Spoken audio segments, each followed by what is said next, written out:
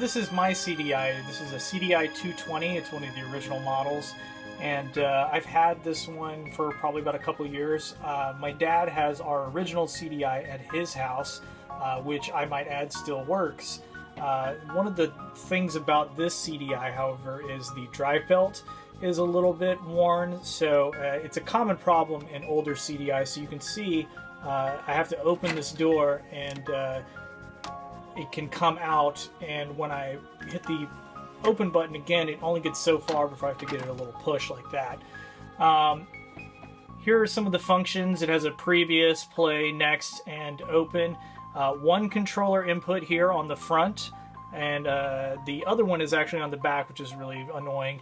And then you have your phone's jack and your volume for your headphones, as well as an on-off switch and a pause and stop over on your right. Here is the CDI remote. It's infrared. Most people are going to use this to control the CDI. This is what the system came with when it was originally marketed. As you can see, there are 4 action buttons, but generally only 2 are at use at any time. And there's an analog joystick here on the top that allows you to move your cursor or your character or what have you. There's also pause, stop, a forwards and backwards button, play.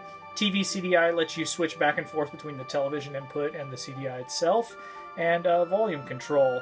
So let's play some CDI. Oh, one more thing I should mention is the CDI 220 generally can be had for about $100 to $200, somewhere in that neighborhood. The later models that are were marketed more as games machines can be had for around, I would say, $200 to $300 generally, if it comes with at least one joypad. They are top loading. They are made a lot cheaper. They definitely don't look like this VCR, and they're somewhat more rare. So anyway, let's play some CDI games. All right, well, let's play some CDI. First up, we have, let me get a little help, Dragon's Lair, the arcade classic. This is one of the better home versions of this. There we go. Dragon's Lair, a fantasy adventure where you become a valiant knight on a quest to rescue the fair princess from the clutches of an evil dragon. I've never been a huge fan of Dragon's Lair. I mean, I can appreciate its place in arcade history. At the time, I'm sure it was kind of neat to see a game like this on Laserdisc, especially compared to all the other games at the time. And the Don Bluth animation is really nice. But as for a game, it's really not all that fun. You basically have to hit a joystick input or press a button at the correct time, and I mean at the exact correct time, or you'll die, and you're going to die a lot. This game is all about memorization. You see the staircase is blinking there, then the table's blinking. So some rooms actually give you a clue as to what you're supposed to do, but a lot of them just simply don't. So you have to figure out what exactly to do. The good news is once you've figured out what you have to do, what inputs, and what order, it's really easy to get past that screen. Escape from Cyber City plays exactly like Dragon's Lair, although it's much less forgiving. It's based on an anime, although I'm not sure which one. Here, this'll shoot the lips off a cockroach. Now, get to the train and blow the Guardian's lights out. This game requires a lot of trial and error to get anywhere. Memorization and twitch reflexes are key to progressing. Somehow I managed to beat it when I was a kid using the crappy remote, which I might add has to be pointed at the CDI at all times. The problem with games like these are you never know what's coming. For some sequences you might have to move your cursor around the screen to avoid pits, and then some guy just pops up and shoots you without warning. It's frustrating to say the least, and it requires a lot of patience. But when I was a kid, I sat around and memorized each screen so I knew exactly what inputs I had to put in to progress through the game. If you have the time to put into it, it does have some pretty cool sequences. Although I do remember from start to finish when I did finally memorize the whole thing, it only takes about 15 minutes to go through the entire game.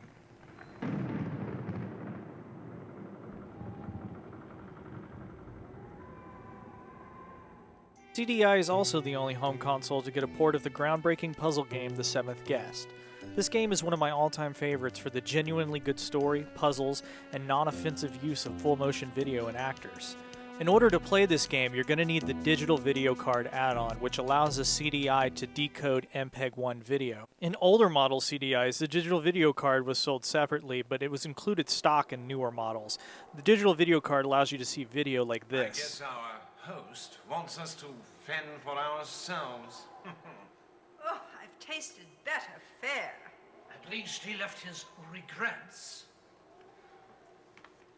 I'll show you mine, if you show me yours. I don't know, Oh, it says that we're each to have a piece. Exactly the same, including the symbols. Why, that's impossible. You gotta love that overdramatic acting. So this game is primarily a puzzle-based game. Each time you solve a puzzle, you get to see a little bit more of the story and learn more about who the seventh guest actually is. The object of this puzzle is to divide the cake up evenly among dinner guests, meaning each time you serve the cake, you have to pick 2 skulls, 2 headstones, and 1 plain icing, and they all have to touch. A great game, and no CDI library should be without it.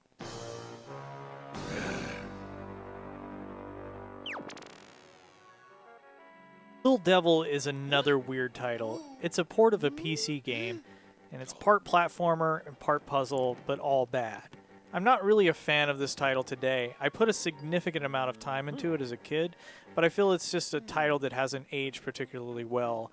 It has cool little full motion video scenes like this introduction here, but I find the controls to be ultimately really frustrating. This is yet another game where you'll enter a room and you have no idea what you're supposed to do in order to not be killed. It's just not my idea of a good time, but let's check out some gameplay.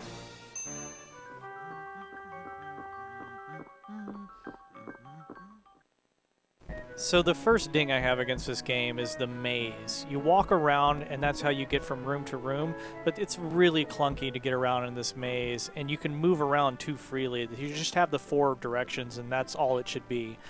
Inside the rooms you'll have a puzzle to solve, and this one I have to jump from stone to stone to stone while avoiding the obstacles. But I have no idea how to avoid that flame right there. What was I supposed to do? Was I supposed to go back?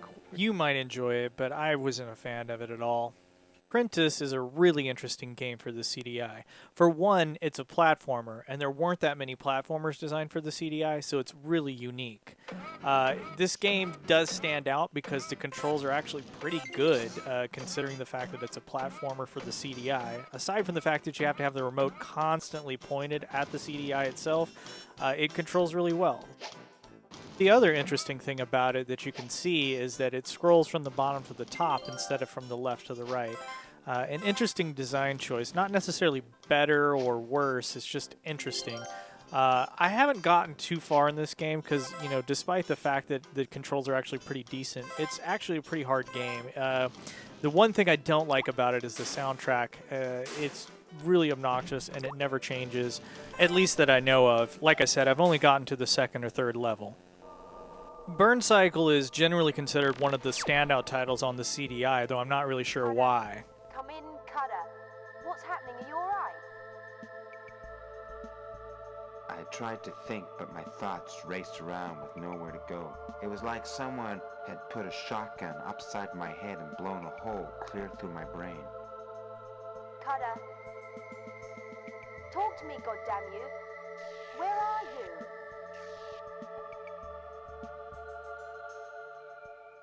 That guy was doing his best Christian Slater impersonation. Burn Cycle is essentially a point-and-click adventure, although there are some points where you have to move your cursor around and shoot bad guys. I'm okay. The data must have packed it. I got a sudden shock rush. It's been made. Just get out of there and fast.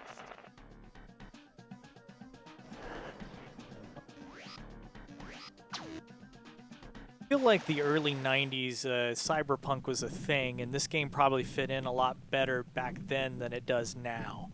I remember this game getting a decent amount of praise from critics when it was released. It was actually ported to the PC because it did so well on the CDI, so the game could have a wider audience. Ever wonder what Mario would sound like without Charles Martinet doing the voice? Nice of the princess to invite invite us over for a picnic, eh, Luigi? I hope she made lots of spaghetti. Luigi! He sounds exactly like what you think an Italian plumber from Brooklyn would sound like. Dear pesky plumbers, the Koopalings and I have taken over the Mushroom Kingdom. That weird intro video aside, Hotel Mario is actually a pretty decent game. The controls are pretty fluid, and it's not bad for what it's trying to be. It's definitely not trying to be a traditional Mario game in any way. Hotel Mario is an arcade game in the same kind of way that the original Mario Brothers is. You play as Mario, and the object of the game to complete each level is to shut all of the doors in the level. You can hide in the doorways as enemies walk past. You can jump on Goombas. There's Koopa Troopas, caterpillars, and all of the enemies. You can get fire flowers and mushrooms. But the object really is just to go through as quickly as possible and shut all the doors. And it's actually pretty fun, considering that it's a Mario game that's not, made by Nintendo.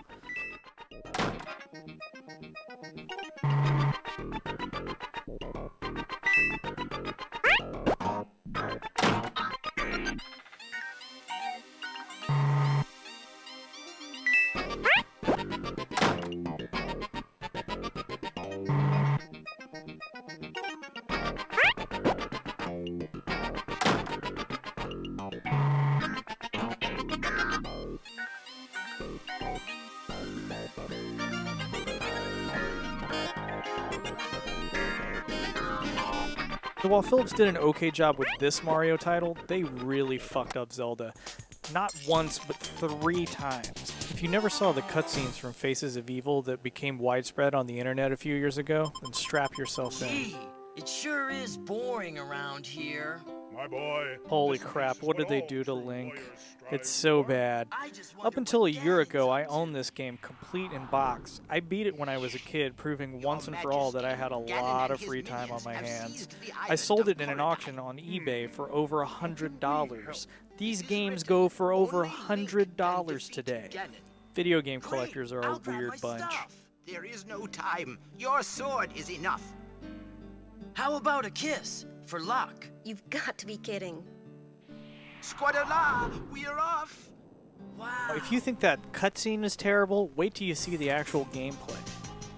It's as clunky as it looks, and to collect rupees you have to stab them.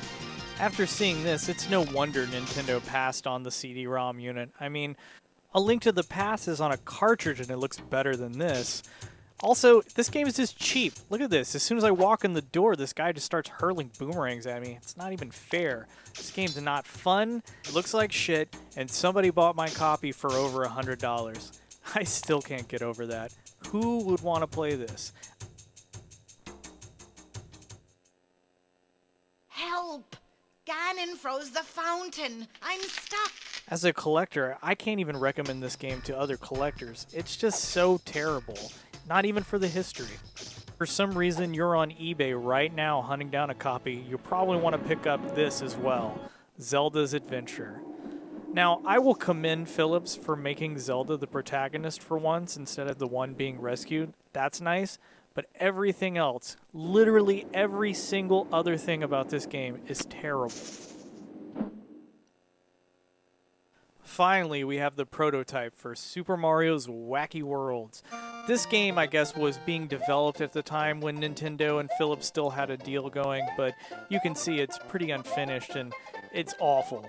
They even used the music from Super Mario World, so this must have been a serious project at some point. This prototype leaked online in the early 2000s, and now that we can actually play it and see what Philips was working on, we can see why Nintendo was completely unfazed by the game industry's move towards CD-ROM technology.